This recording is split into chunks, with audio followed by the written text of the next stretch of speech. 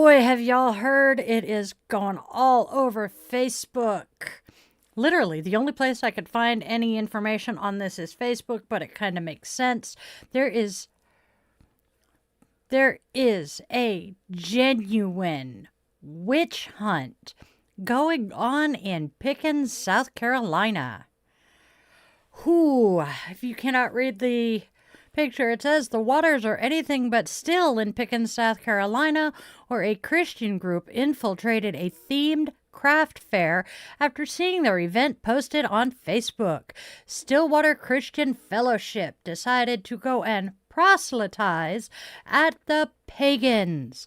Pastor Barry Vaughn, who is a field supervisor for the U.S. Census of all things, is calling for Christians to infiltrate safe spaces on social media for pagans and witches with the intent of invading their events to proselytize at the pagans. They are quoting Exodus 22, verse 18, "Thou shalt not suffer a witch to live," or in the New English Version, "You will not allow a witch to live," which many pagans are taking as threats to their lives. Whew, stay tuned for more on that one. I do know that the church has been evicted from the space that they were occupying for their Sunday services, so we'll see what happens with that. Next, from the Wild Hunt, North Dakota has some bills in the House promoting Christian nationalist agendas and declaring the kingship of Jesus Christ. Mind you, these are bills that have been proposed. They have not been passed yet, but a series of bills in the North Dakota House are raising concerns about the rise of Christian nationalism, potentially impacting religious freedom nationwide. Key bills with this include House Bill 1145 mandates the 10 Commandments be displayed in all public school and college classrooms, raising First Amendment concerns. Senate Bill 2355 requiring K through 12 schools to teach, quote, intelligent design as a scientific theory, despite a lack of scientific evidence and previous legal rulings against it. HCR 3020 calls for North Dakota citizens to acknowledge, quote, the kingship of Jesus Christ all over the world, citing biblical verses and raising concerns about the separation of church and state. Additionally, a resolution has been introduced that urges the Supreme Court to overturn Obergefell v. Hodges, you know, the one that gives the LGBT community the right to marry.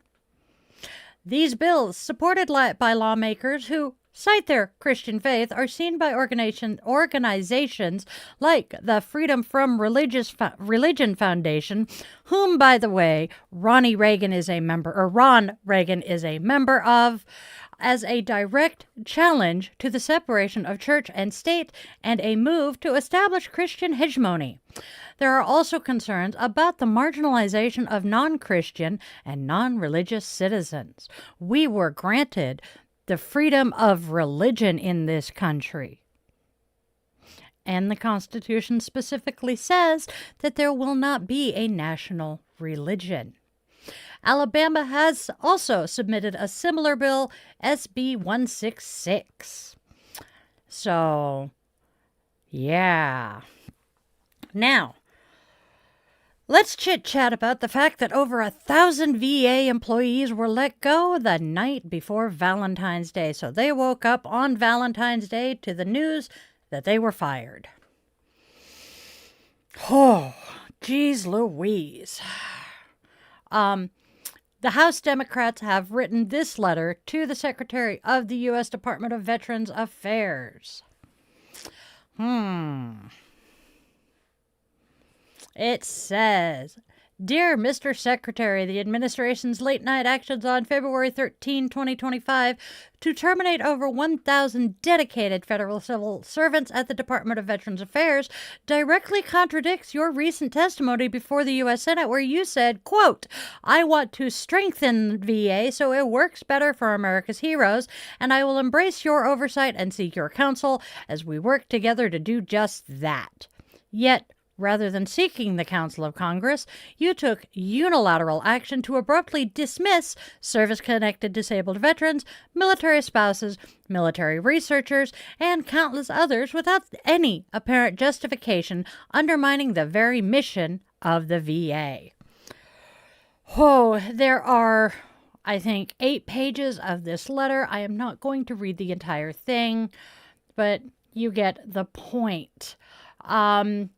Now, the way they end it says, given these serious concerns, we demand that you personally brief members of Congress by no later than February 26, 2025, and that at this briefing you be prepared to thoroughly answer members' questions and to produce documentation and other evidence to support your claims.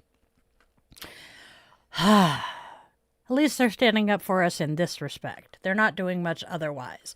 Then there are the attacks on LGBTQIA veterans. Oh, now, there is a systematic attack on LGBTQ people at the VA.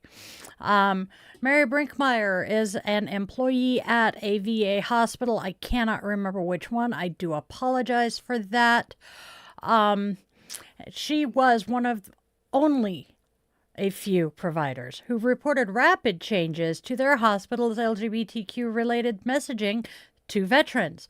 Other VA employees told NBC News, where I got my information from, that their hospitals have said Trump's order related to, quote, gender ideology means they cannot have their pronouns in their email signature, and there will be no more LGBTQ-related training for new staff, but care for patients will remain unaffected until further guidance is issued, according to internal emails one employee shared with NBC News.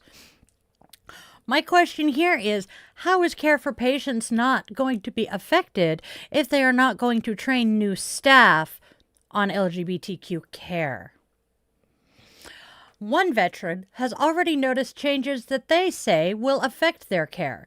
Lindsay Church, who uses they-them pronouns and served in the U.S. Navy for 4 years, said that early this month their VA medical record reflected their gender identity, which is non-binary. However, about a week ago, it changed to only show their, quote, birth sex, according to a photo of the record which they shared with NBC News. They are genuinely concerned about going back to the VA. I'm devastated, said Church, who lives in the Chicago area and serves as executive director for Minority Veterans of America, a nonprofit dedicated to advancing equity for underrepresented veterans. They added that their doctors will no longer be given the full picture of who they are, and they fear may be required to refer to them by their birth sex. And this is a direct quote, I am concerned and scared to go back to the VA and continue to get my care, they said. I'm concerned about all of the implications of these executive orders to my everyday experiences when I go to the VA. Can I even go to the bathroom appropriately without being concerned about harassment? Probably not, which sucks. A social worker in Virginia who has worked for the VA and the military for 20 years collectively said she treated LGBTQ service members during, quote, don't ask, don't tell, and that the last few weeks have felt scarier than that. Give that a moment to process.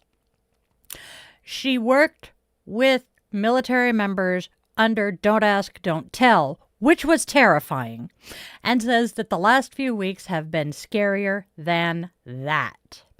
We found ways to provide care to our LGBTQ shipmates, she recalled, of the don't ask, don't tell era. It was not always easy. It involved a lot of coded language and a lot of creative documentation, but you found ways. This is different because it is an all-out systematic attack. It feels like more than erased. It feels like they are being forcibly removed. On Wednesday, VA Secretary Doug Collins announced a new VA policy that prohibits the display of any flag other than the U.S. flag and a handful of other governmental flags. The guidance rescinds a memorandum issued last year that allowed VA facilities to fly the rainbow flag during Pride Month in June. The picture you just saw goes with this. Brinkmeyer. Oh, yes. Brinkmeyer, who we met earlier, Mary Brinkmeyer, said the assistant for the chief of mental health at the Hampton VA told her to take down her pride flag magnet, which is on the frame of her office door, and there it is. She took it down, she said, but then she and a colleague put theirs back up once he walked away. I wanted to show that I'm not giving in and to still have something affirming in the department, she said. She left it there at the end of her last day, she said, because the psychology trainees have told her they like to see it in the hall, especially after everything else was taken down. Now, to wrap this up, yes, I'm being short tonight. Let's send our support and our love and our respect to the governor of Maine, who is currently standing firm against Trump's ban on trans athletes. She straight up said to him, "We will see you in court." I love it. Oh, it has been a week for us, hasn't it, y'all? Whew, and there's going to be more, I know. It is not a happy time to be a Rainbow Mafia member in the U.S. right now. Actually, it's not a good time to be anything but cis-het, white, Christian male in this country right now. It sucks. I am genuinely worried about my grandchildren's futures. But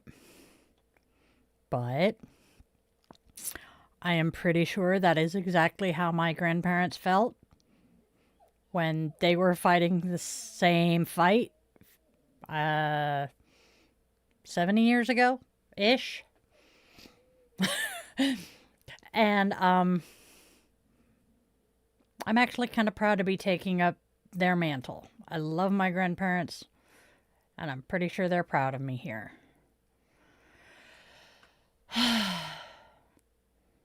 It's just, I cannot believe that we are fighting this fight again. I thought we, successfully defeated fascism back in the 40s. And then we voted it back in last year. Did we learn nothing? Apparently.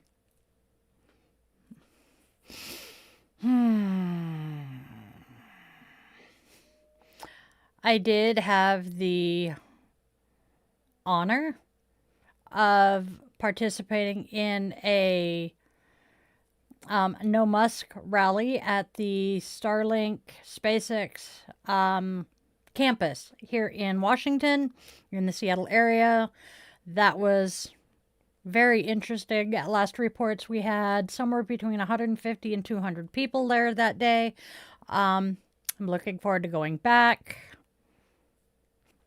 I swore my oath to support and defend the Constitution of the United States of America against all enemies, foreign and domestic. I was never relieved of that oath. I was relieved of my active duty status, and I am not an oath breaker. We're going to play a little bit of a clip from last week's episode and see what you think.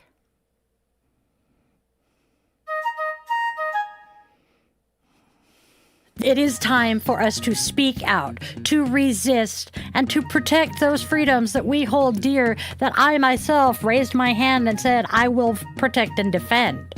The time for complacency is done.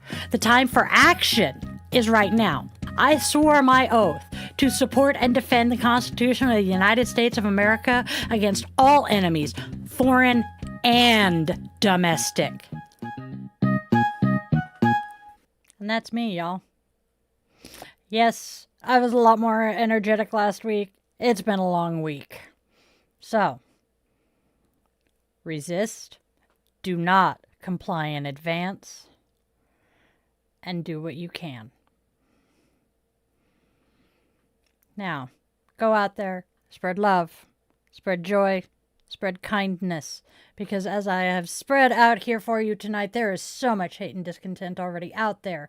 We don't need to add to it. Tell your loved ones that they mean something to you. You never know when that last opportunity will be, and that 2 a.m. phone call sucks. I am grateful to all of you. I love you all. You are wanted. You are needed. You are loved. I will see you next time.